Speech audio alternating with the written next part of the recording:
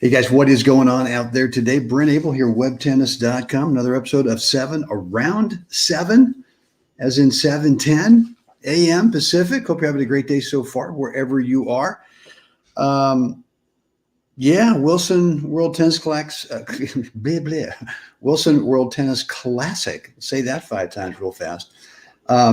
Started this weekend, Saturday, and the guys and gals are working their way through the first few rounds and some great stuff today over at Shadow Mountain. So look, if you're in the desert this morning, I'm actually heading over for an 8 a.m. match.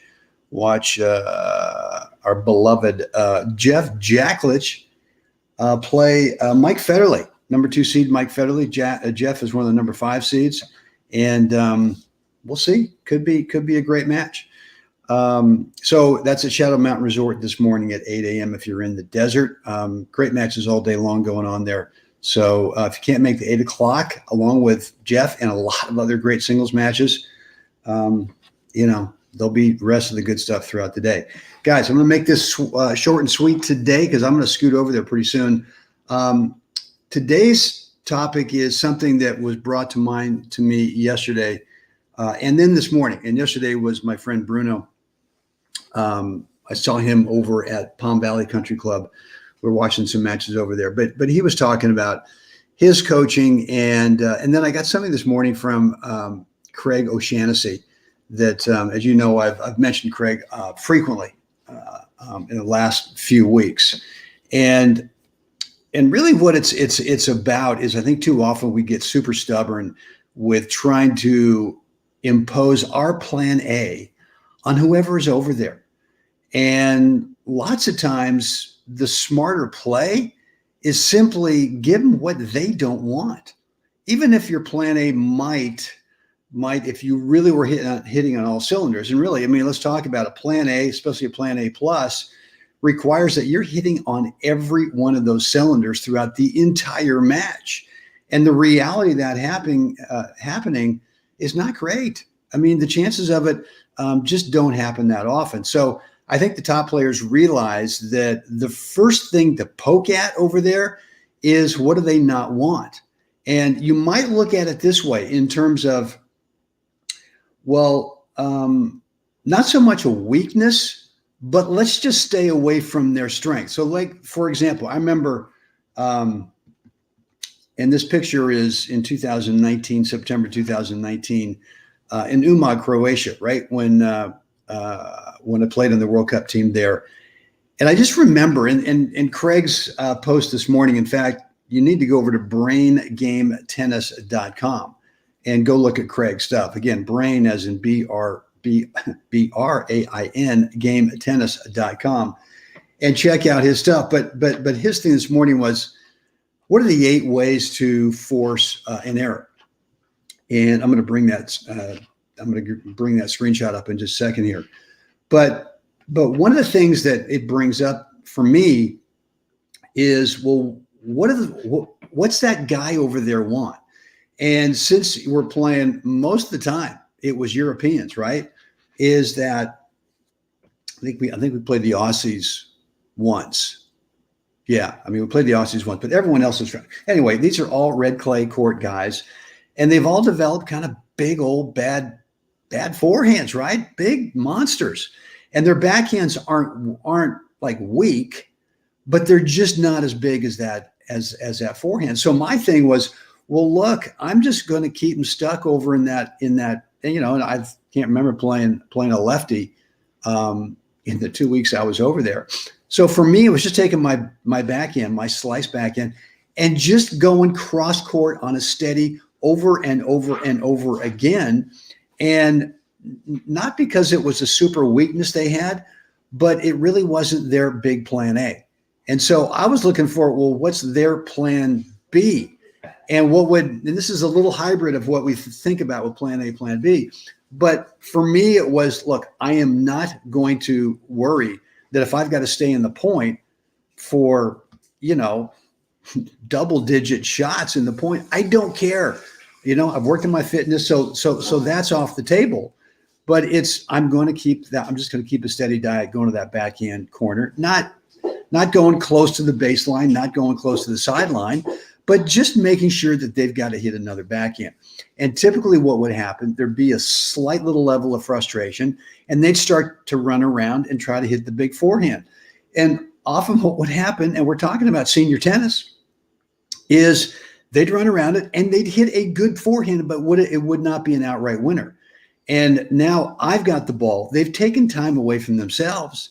And now all I've got to do is just, I don't care if it's a forehand or backhand, just get it into that open court. If they get to it, that's fine. They're going to see another cross-court backhand, right? And if they played up the line of my forehand and I don't have a real advantage in terms of being able to take time away or where they can get back in the middle of the court, then fine and dandy, I'm just going to roll a high semi, not a lob, but just take a high roller and just go to that ad corner again.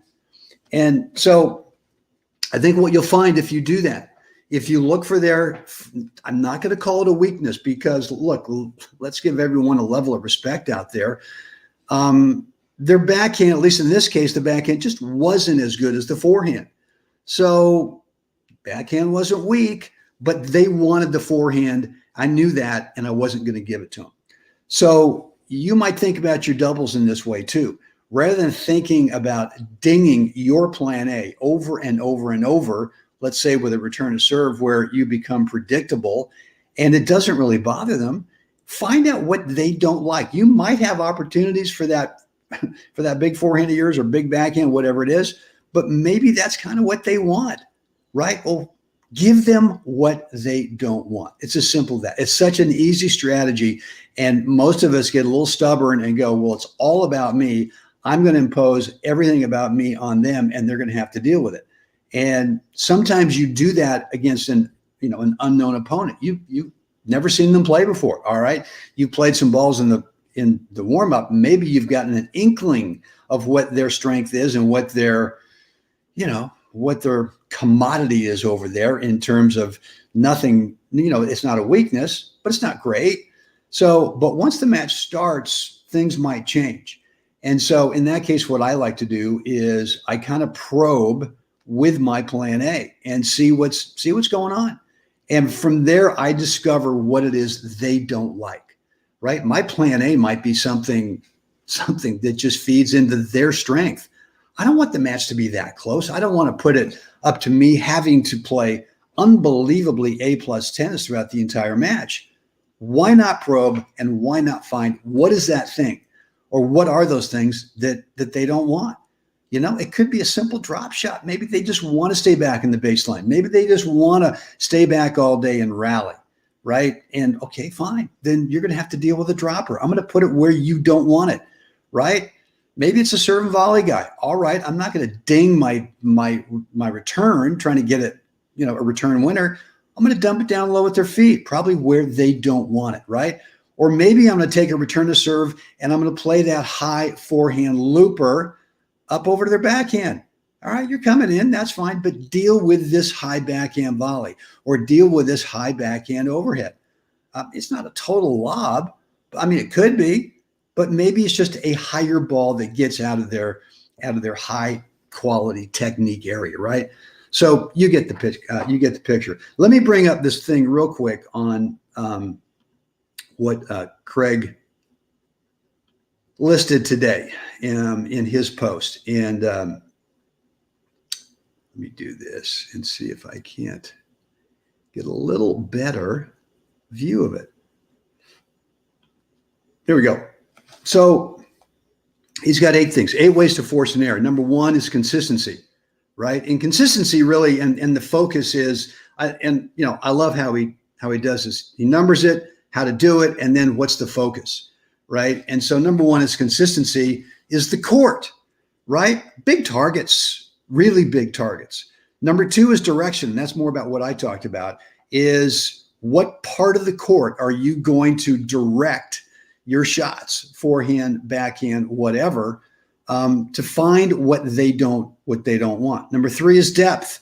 All right, maybe some players just get eaten up with depth. And again, depth could be just a simple spot above the top of the net, right? Doesn't have to be power, but it's just simple depth. Number 4 is height, right? Maybe kind of 3 and 4 are really kind of the same thing, but you get the idea. Number 5 is spin, right? Maybe it's more, maybe it's less, maybe it's top, maybe it's underspin, right? But you're probing for what it is that they don't really want. Number 6 is power. Power is great if you can control it. Most of us can't control a steady recipe, a steady diet, whatever it is, of power. We just don't have the control. Now, if you do, great. And that might be, but sometimes power gets you in trouble because you're taking time away from yourself against that type of player who's looking to take the ball early, right? Looking to rob you of time, especially if you've been pulled out of the middle, right? Number 7 is court position. And that to me is really the whole premise behind what's the right shot, that instructional series I've got, which is 2 things. Is number 1, where do you want the ball to land over there? And then number 2, where do you want to move to next? Well, it could be that court position might mean, all right, I'm going to play serve and volley. I'm going to play chip and charge. I'm going to play approach on just about anything and force that opponent to have to pass me. Court position could be as simple as, I'm hitting shots that allow me to get right back into bisecting the 2 extreme angles of what I've just given my opponent so that they know that I'm never out of position, right? And my whole strategy is to be in the perfect position on the court every time they make contact so that if I am playing where I'm approaching the net, they got to thread the needle. Or if I'm staying back in the baseline, I'm not really giving them anything either up the line or cross court that's wide open. So a lot of players just kind of start going, a lot of opponents will just start going for it, trying to end the point too early. And then finally, number 8 is time. And time is, exactly what you think it is. If you go ahead and take time away from that opponent by either number 1, approaching the net with serve and volley, with chip and charge, with, approach shots, or you play a baseline game where you start the point. We've talked about this before. It's not serve and stay back. It's serve and stay forward, right? Where you serve and you land 2-3 feet inside the baseline and you stay there, assuming the return is not consistently going to be deep. I mean, look, there's lots of times where I will serve someone, being a righty, I'll serve someone out wide on the deuce court, and I'm looking for them with that big forehand over there, assuming they're righty. I'm looking for them to ding it. I want them, and if they play it deep, why can't I take a step or 2 forward and play it as a transitional volley from a few feet inside the baseline? I can, you can too. And you don't have to technically hit a great volley off that. All you got to do is take their time away and just dump it into that open court and move on in. And, if they get to it, fine, force them to thread the needle. So there's 8 ways right there by Craig of how to force an error. Guys, again, Brain Game Tennis is braingametennis.com. Go check out Craig's stuff. And again, thanks to Bruno, my buddy Bruno Yeager, yesterday for tracking me down and having this little discussion on what he's seeing with his juniors, especially in terms of them needing more than just themselves. What does that opponent not want you to give them? And that's a big time strategy. All right, guys, that's it for me today. I got to get ready, going over to Shadow Mountain, watch Jeff play this morning at 8. If you're in the desert, Shadow Mountain Resort Tennis Club is where you want to be. It's in Palm Desert. Guys, would love to read your comments on today's topics, right? Either down below in the comments area, you can direct message me over at Facebook, and/or you can go ahead and shoot me an email, brent@webtennis.com. I'd love to read your stuff and promise to get back to you on whatever that is. Guys, that's it for me today. As always, it's time. Get out there today. Help someone else have a spectacular day. Guys, I'll see you again next time.